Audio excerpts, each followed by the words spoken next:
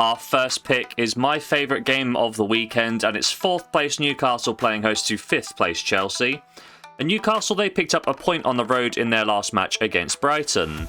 The Seagulls took the lead through Yankuba Minter in the first half, and they held on for the longest of time before Isaac tied the game up from the penalty spot on the stroke of the 90th minute.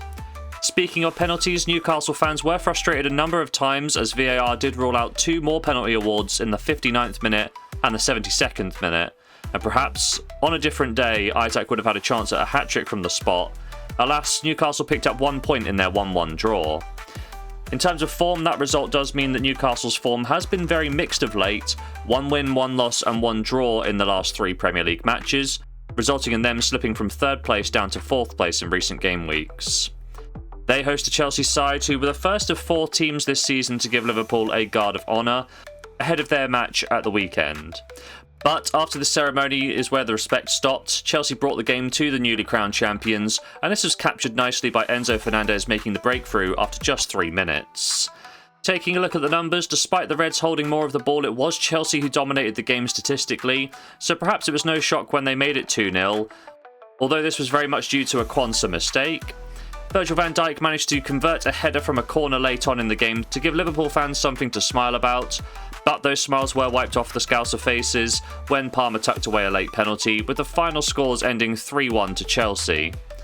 In terms of form, that does mean that the Blues of West London are unbeaten in 6, and they have won each of their last 3 Premier League matches. When we take a look at the head-to-head record, the last encounter between these sides took place in the EFL Cup back in October.